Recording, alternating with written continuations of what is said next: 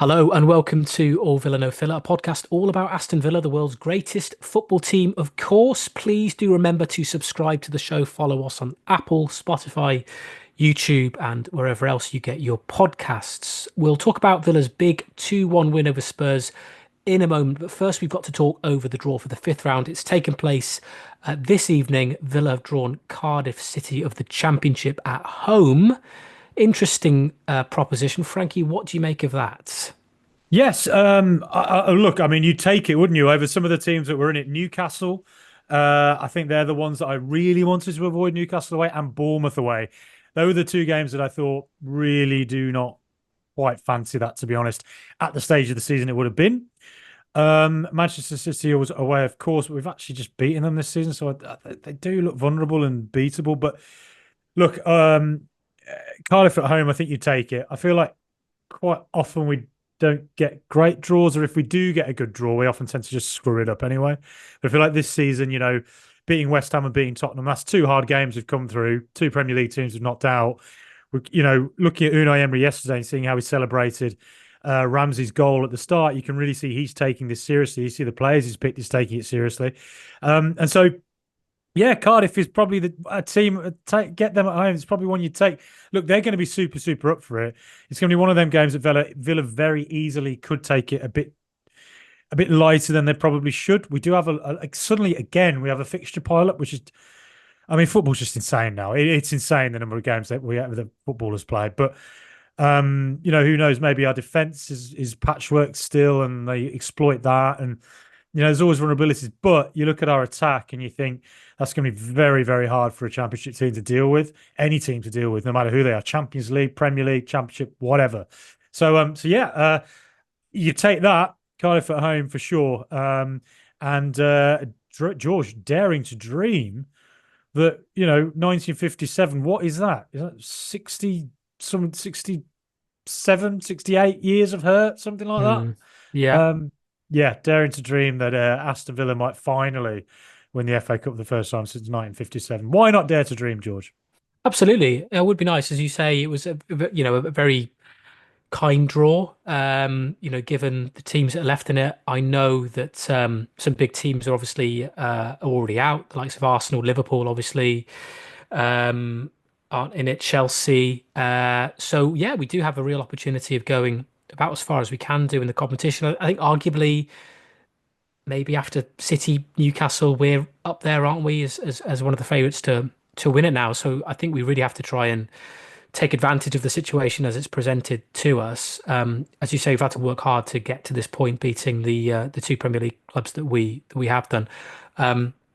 Cardiff, yeah, kind of interesting proposition. Obviously, I will take a keen interest in it. Obviously, that's where me and you met, Frankie, in Cardiff, and It is. I still live here, and I sort of semi follow the team, and certainly from a professional perspective, I do keep across what Cardiff are up to, and they've had a difficult season. I think that's fair to say. They've really struggled in the Championship this year. They've spent most of the season really battling against relegation, but in the last few weeks, they found a little bit of form up until they got thumped 7-0 by Leeds away last week, I think it was. So that was a bit of a come down. But, Bloody hell. Leeds, they're one of about two or three clubs or four in the Championship that seem to be running away with it, to be honest. So, you can kind of look past that result. I think the teams that they've played sort of before that game, the teams around them, they've picked up some big results, and they've trying to drag themselves away from the Championship relegation zone. But certainly the FA Cup run that they're on, it's a great distraction for the fans, I'm sure. They've got some interesting players. I think the one that a lot of people will obviously know is Aaron Ramsey. He, of course, did some damage against us the last time we played in the FA Cup final. In 2015 for Arsenal. He's at the tail end of his career, and obviously had quite a lot of injury problems in the last few years. So he did feature against Stoke in their penalty shootout win over the weekend to see them into this stage of the competition. So it'll be interesting to see if he features against us when they come to Villa Park. And of course, It's the Anwar El Ghazi derby, isn't it, Oh, Frankie? El Anwar El Ghazi, the Ghazi, man who fired us into the Premiership, legend, Premier League. legend. Yeah, I think he'll get a fantastic reception if Yeah, he takes to the pitch. I think there's a lot of love at Villa Park for Anwar El Ghazi, not just for the goal he scored at Wembley against Derby County, but also in the Premier League. The penalties he scored and yeah. some really top performances from him. So he'll get a good reception. Callum Chambers, of course, he joined Cardiff from Villa in the Goodness, summer. your Cardiff knowledge, George. It's almost as I like well, it's almost like you live there. it's like I'm a journalist in Wales that occasionally covers Cardiff City Football Club. It's incredible. Yeah, So yeah, they've got some tidy players, certainly some good championship players. I suppose yeah.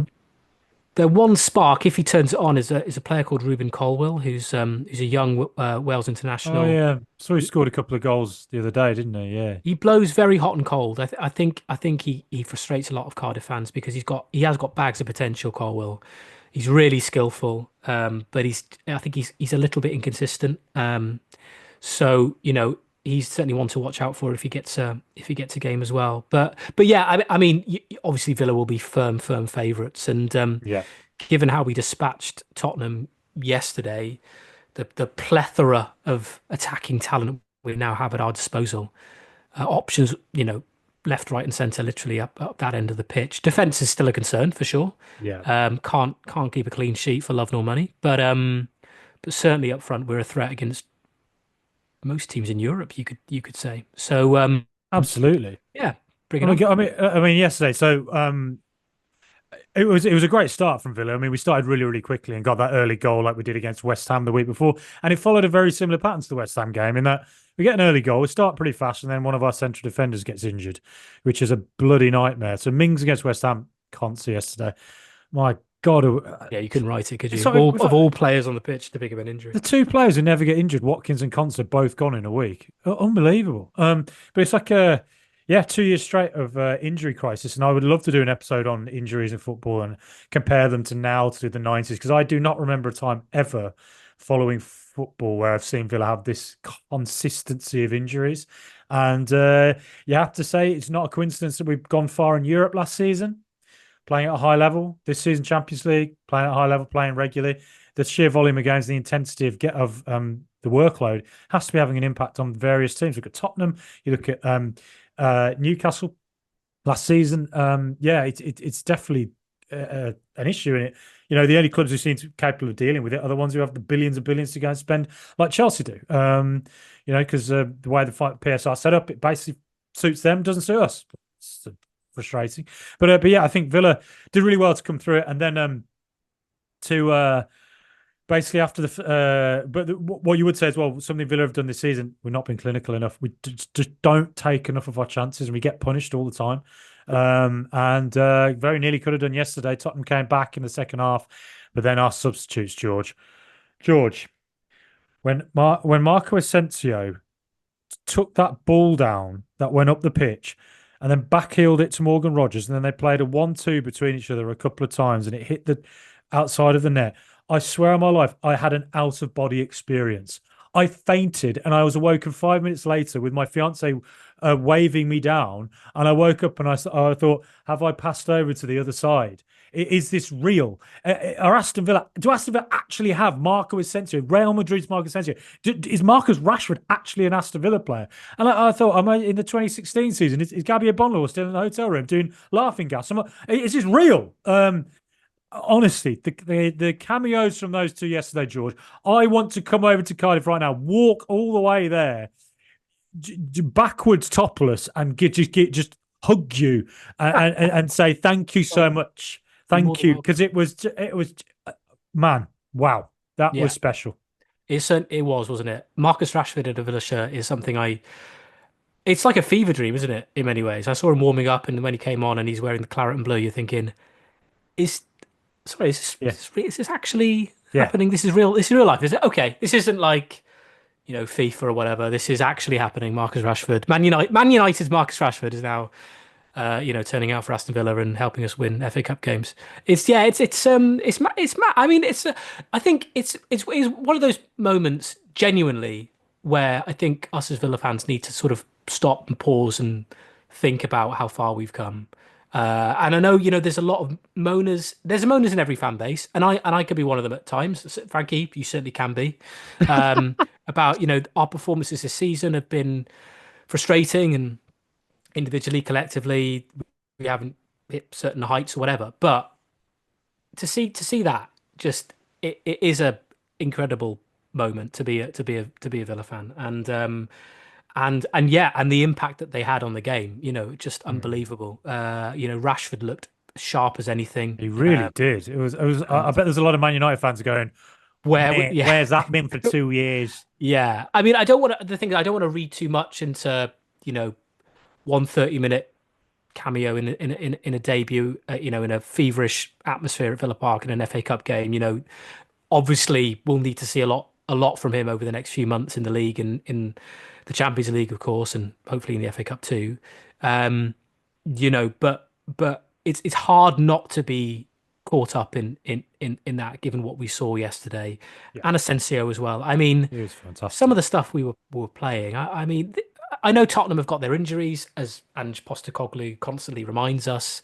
But let's not kid ourselves. We were playing two centre mids as at centre back for most of that game yesterday. We've got our own injury problems too. Um, and we were playing some absolutely phenomenal football. The one thing I really, really, really wished I saw was a goal from Daniel Marlin Mm. when Ramsey missed that chance. Because if you track that move back, Garcia, I think, won it, who had a fantastic game, by the way. First home debut for Garcia. I thought he played He absolutely did play brilliantly. really well. Yeah. Really promising from him after have a difficult, debut against Wolves away in the league. He wins the ball, and we're just playing just these intricate passes, tight, plays it through to Rashford. I think Rashford then plays it through to His Rogers, Rogers touch to ons and Rodgers, Ramsey, and unbelievable. Ramsey, he had about 6 or 7 chances, didn't he? Oh, Kinski making amends for his howler in the first minute of the game. But if he, Marlon was there, you just think if that went in, that would have been, I goal of the think it goal was of the competition. Asensio. I think Asensio was the one who was right Was it next to him. Yeah. was it? Okay. I Yeah. mean, just It unbelievable. was amazing. If that It had was, gone in, like it was like from the start of the move all the way to the end when Rashford was one on one, like the pitch in my voice was just like oh, glass oh, oh. broke around me. I've had to order in like somebody's coming to fix the windows because I was that high pitched, like, oh Mike, what that? And then Yeah. oh That was sort of vintage Emery ball, wasn't it? It's yeah, basically the football that we haven't been seeing a lot of this season, sadly. But hopefully, we have a really strong second half of the season. We've made big signings in January. January is always a really difficult month, as we talked about many times before, to make the signings that you need to. But I think, fair play to Monchi and the backroom staff at Villa for making sure we got the signings through the door when we did. Because on paper at least, we've had a really strong transfer window. I mean, yes, we've lost Duran, but in a way, and I said this to you just before we came on, like I think this could be sort of a Grealish type situation where you lose a really iconic, talented individual, but it benefits the collective. Mhm. Like we have the opportunity now to bring in players like Rashford and Asensio, and over the summer it frees us up PSR wise to bring in a few more players that we'd like to. Mhm. And I think that can benefit us in the long run.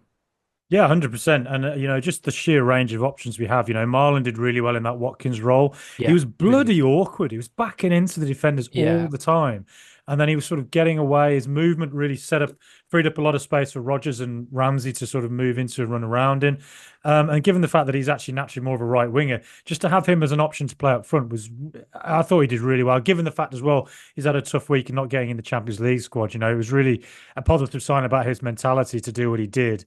And then, to see Rashford and Asensio come on and to see Rodgers linking up with those two as well. And you really mm, see the level Rodgers is because the better players you play with, the better a player you become. And if you're playing with the highest level and you are actually somebody capable of being at that higher level, seeing Rodgers and Asensio together particularly was like, wow, you see how good Rodgers really is there. yeah. Um, As you say, it's not just about the individual players coming into the squad. It is also about the impact that they have on the players around them. I mean, mm, if you're say if you're coming, unstuck against a really tricky, difficult side, and you're Morgan Rogers, and you look to the left and there's Marcus Rashford, you look to the right, there's Marco Asensio, you look to the bench and there's Daniel Marlon warming up to Bailey come or on or something. whatever, or Bailey or whatever, Yeah, yeah, Ramsey. yeah. You're thinking, okay, we've got from a mentality perspective, you're thinking, we can do this, we can do Yeah. this. It must make a huge psychological, it's a huge psychological boost to the And rest of the team. and it's like rising tides lift all boats, don't they? It's like two players have come in with a point to prove.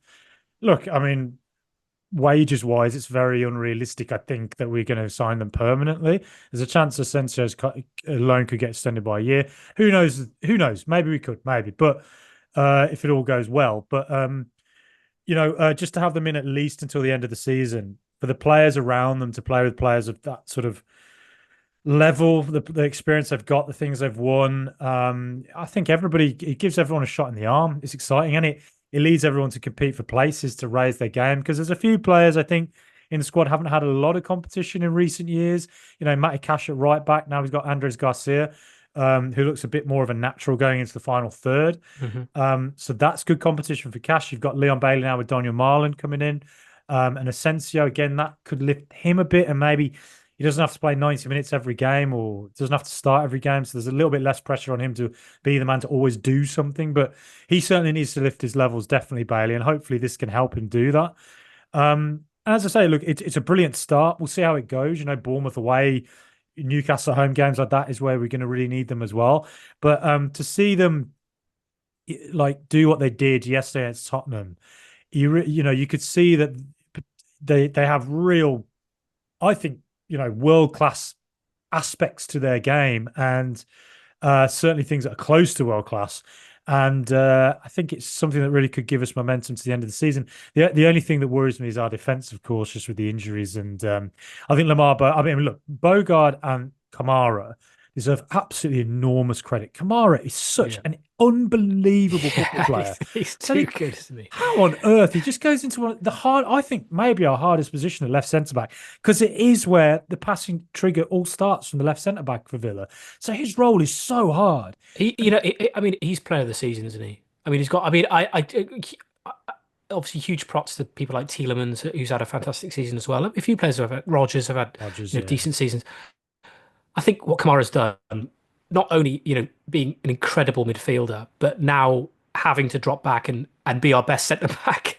Now, yeah, he's put in a hell of a shift at centre back.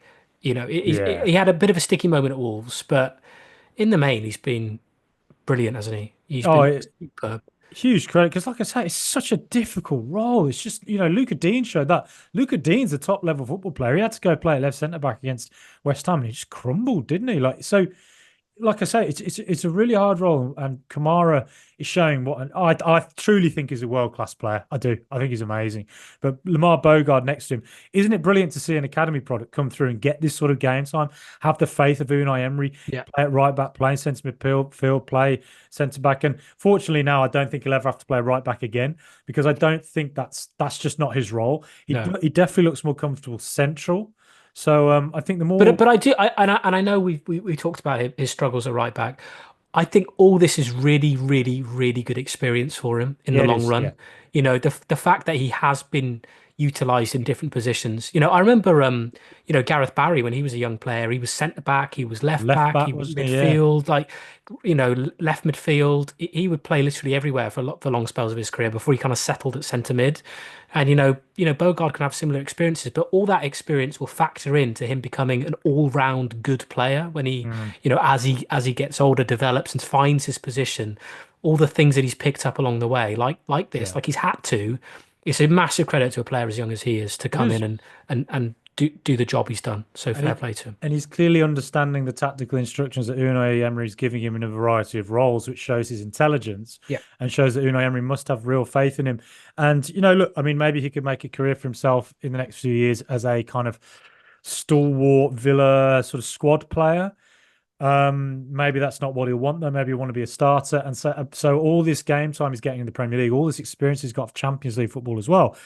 Even when you look at him in the market, there could be teams that come up from the Championship. There could be mid-level Premier League teams who go, This is a guy who needs to start more games and maybe has a higher level he can reach if he gets to start more games. And so again, you think of it. I mean, it sounds cynical, but Yeah. if we wanted to sell him at some point, PSR wise, all that sort of stuff, it all helps in that regard as well. So yeah, no, fair play to Boga. I think he deserves big credit for yesterday. But my man of match, George, actually was John McGinn. I thought he was brilliant Yeah. yesterday. He was Yeah, he absolutely was. brilliant. A Yeah, proper he was. captain's performance in the centre. That big booty, it was Yeah. a right big booty. Like the ball going around it like the moon, just orbiting him. And the way he gets out of trouble, like two players are pressing him. I'm half convinced it's because he's a left footer. I think left footers are harder to read for some reason. But Mm. sometimes the way he turns is just gets out of trouble. He's unbelievable. I thought everything he did yesterday, tackling, passing, setting the tone, all of it. Yeah. I thought he was just brilliant yesterday. He's a proper captain, isn't he? I mean, after the whole sort of Mings debacle, I think he sort of struggled under the weight of of all the controversy that surrounded it all. But Just got to look me in the eye and tell me he wants to play oh it. God, don't Be a sully moment this for magic. don't sully this podcast with that voice. He did struggle. I think he would admit that as well. I think he struggled under it, and his form sort of dipped off, and it was just a bit of a mess. But I mean, we're talking months and months and years ago now. Now he's a proper leader, proper captain. And he doesn't even, as you say, he doesn't really have to do much on the pitch football wise. I think No. just his presence and his leadership qualities in terms of communication, vocalizing, that sort of thing. He just does it, and he has the full respect of all the players around him. He may not be as he's a very talented footballer. He may Yes. not be as skillful as some other players around him, or graced with some other footballing talents that he's playing with, but just his all-round game is superb. And as I say, his leadership qualities have come on leaps and bounds, and he's just a fantastic captain. He really is. And as I said on the previous show, Frankie, nothing would give me greater pleasure than to see him, lift a trophy. Could be the Oh, FA Cup, to see could be the him, Champions League, Frankie. just when we see him and Mings lift that Champions League trophy and FA Cup trophy at the end of the season, the thought of it is just honestly tear-inducing, just Yeah. joy, pure joy. And I've always said about McGinn, I've said this so many times. I genuinely think he's a Manchester United, Alex Ferguson era player. If you go back to that squad, they didn't always have like the sort of the Neymars and the Messis, and you know, quite often they had players who sometimes might have been viewed as quite industrious. Like They weren't Park, necessarily, like Park Ji-sung or Darren Fletcher or Gary Neville, Phil Neville, Nicky Butt, John O'Shea. John O'Shea, Darren Gibson, players who they're not necessarily they scream out to you as world class, but what they have is a kind of, and this is what made Fergie a genius, is that he could build a culture within a squad. Manchester United's culture the last 10 years has been an absolute joke, right? Players that have been there that Fergie would have got rid of within a second. Whereas now it's like you look at Villa and you have John McGinn. That is a man who sets a culture at a club. He's a person who, if you think Asensio and Rashford coming into Villa, the welcome they get is from somebody who's very nice, he's very jovial, he's fun, he's just a great sort of leader, a good character. And character counts. It does, and it's set. You compare it to what Villa were 10 years ago when we had a bunch of players who just were an absolute disgrace when we got relegated, and compare it to now. And it sets a winning mentality, and that's why I always say I genuinely think if Alex Ferguson was managing Man United today, he would be after McGinn because he's that exact type of, what Man U used to be, winning mentality and a group of characters in the dressing room who just took no nonsense, but clearly all got on with each other and were able to set a culture that was, positive, winning, and welcoming, I guess, to new players. And I think McGinn is very much that for us. We're really lucky to have McGinn because it's not just what he does on the pitch. There's a value to what he has off the pitch, and that's that adds millions to his value, really, honestly, because you need players like that if you're ever going to go anywhere. You really do. Things are heating up like a cat on a hot tin roof in the spicy question. George, now that we're through in the FA Cup, there's a few things we're competing for. Top four, top five, and getting Champions League places in the Premier League. Competing for the Champions League itself. Those fixtures aren't going to get any easier. But now we're in the FA Cup, and it's tempting to think what we might be able to do. We could just be 2 games away from a trip to Wembley in a semi-final. George, how much of a priority should the FA Cup be? I mean, you got to say the further you go in it, Frankie, the more of a priority it is. Um, I think that the interesting question maybe you should ask is, would you sacrifice a Champions League spot to win the FA Cup? I.e., Oh, would you accept Europa League or Europa Conference League place if it meant that you won the FA Cup this season? Now that's a question. Now that is a spicy question there, Frankie. I tell you, oh, my lips are tingling. I know I need to drink some it's water here. it's a tough one, isn't it? Mm. It's a tough one. I've got, you know what? I'd be tempted, I would be tempted. I think playing in Europe is a brilliant thing, and I genuinely think playing in any competition in Europe is a prestigious thing for a club like Villa to do, and for us to do it 3 years on the bounce, whether that be Champions League, Europa League, Conference League, whatever, I think is a real testament to this team, this club, the manager.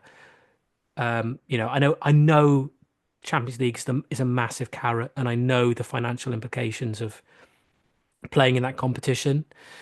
Um, but I've never seen Villa win a. I mean, we won the 90 playoff title, and I did win the. Obviously we won the League Cup in Coca-Cola Cup, Coca-Cola Cup 94, yeah. but this, I mean, I was a A long very time ago. different person back Yeah. then, Frankie. I was a very small child. My perspective and views on Villa were very different back then. I thought that's just what we did year Yeah. in, year out. I Yeah. thought, oh, we're just a club that wins trophies every year. Yeah. Um, We were you know, glory supporters, George. That's what we were. we were, and that was 30 years ago, Frankie, and I'm tired and old and have grey hair. Yeah. So, I was tired and old back then, let alone now. yeah. So the lure of a cup, and especially the FA Cup, because Yeah. It's the there's a one. different the League Cup would be lovely to win. Obviously, any cup is lovely to win, but the FA Cup, it's such a prestigious, historic Yeah. trophy, Yeah. one that we haven't won almost in living memory. 57 was a very, very long time ago. Um, and certainly people that would have seen that game, possibly few and far between these days. So, um, yeah, I think if you asked me, would I sacrifice a spot in the Champions League, not Europe, the Champions League, to win Yeah. the FA Cup, I would do that. Yes. I Would think I you? do the same. I think seeing Aston Villa win the FA Cup would be absolutely unbelievable. I And I want to think, see McGinn yeah, lift the FA Cup. yeah, I want him to be the next. Is it Johnny Dixon? I forgot his name yeah, already. The last uh, captain of Aston Villa to yeah. to lift the FA Cup 90, in 1957. 1957. Yeah, I mean, look, You know, that's it. It's been so long since we've won it. It's and we such had a we had big Peter trophy. McParland, the man who scored the 2 goals in 57 against United. Mm. He was at Villa Park, wasn't he, Hmm. for our game against West Ham. Hmm. Um, it'd be great if we could win it soon because he's not getting any younger. No, It'd be great if he could. So yeah, I think it'd just be phenomenal. it Really, would. really It would. outstanding. I think it's. I think I've always thought in my life, if there's trophies, I think I could realistically see Villa win. You never know. You never know. We could one day have a team that just comes together and can compete for the Premier League. Maybe we. Who knows how far we can go in the Champions League? Stranger things have happened. But if I was to think like what I think, if you asked me now to put a bet on what I think I could see Villa winning in at least in the next 10 years, FA Cup and the Europa League are the two trophies I really think I could see us winning them. And I think if we did it, it would be enormous. And it also, it suddenly means Villa win things again. And we're early in the Unai Emery era because he signed on to 2029. So to get a trophy now would be massive for the rest of the years to come because it's like, well, we've got that off our back. We can go and do whatever else now. Yeah, it's And like it's like Andy Murray in a Grand Slam. yeah, Lost, it took him a while, but when he did it, he won two or three, didn't he? So, yeah. Where's my watch? Where's my watch? where's the Where's my watch? watch? Incredible. Yeah. But yeah, no, I think you're right. I think you're absolutely right. I think it'd be a massive monkey off our backs, and you look at a club like West Ham winning the Conference League. It was absolutely huge for them to have that memory as a Mm. West Ham fan. You'd treasure that, wouldn't you? Mm. It's a treasured memory for a club to win a cup, and yeah, to win the FA Cup would just be. And Emery is, as we know, he is a he's brilliant in cup competitions, or at least historically has been. And Hmm. I think he's probably been quite frustrated by how Villa have performed in the FA Cup since he's been in. Obviously, we all remember Stevenage last year. Yeah. Or was it the year before? I can't remember now. Yeah, yeah. And when he first joined, yeah. That Mad thing that happened. atrocious atrocious game, that one. And so yeah, and so I think it would mean a lot to him for us to win a trophy under his stewardship. Yeah, it would. And he's the best manager for the job, as I said. He's won so many competitions, cup competitions in Hmm. multiple countries. And look, Tottenham are out, Arsenal's out, Yeah, it's a real opportunity. Liverpool are out. Suddenly, it's a real chance for one of the less fancied Premier League teams to do it this year. I actually think Bournemouth at 16-1, if they get a good draw, I really wouldn't put it past them to do it. And look, if Villa don't do it, then I'd love it if Bournemouth did, just because I think they play fantastic football. They're not fancied, really. They've spent more money than I think we probably realise, but everyone in the Premier League spent a lot of money, haven't they? So, Well, for Bournemouth, it's. I mean, I like it is in the Premier League. It's sort of like it's a free hit. It's yeah, it like is. Yeah, no yeah, one really expects them to maintain their charge in the Premier League. No one expects them to lift the FA Cup. yeah, But they've got an outstanding manager and they've got an outstanding bunch of players, and yeah, they do. there's no reason why they can't go all the way. Yeah, not at all. Yeah, so it's a tough team. And it shows how strong the Premier League is this year. That when I was looking at the draw, and I looked at some of the sort of the more middling Premier League teams, and I thought, Bournemouth, Forest, Fulham. Palace, Newcastle, Fulham, all of them, and I thought, do you know what? I'm not sure I fancy any of these away, to be Yeah, honest. it's true. It's true. It is true. Don't, Yeah.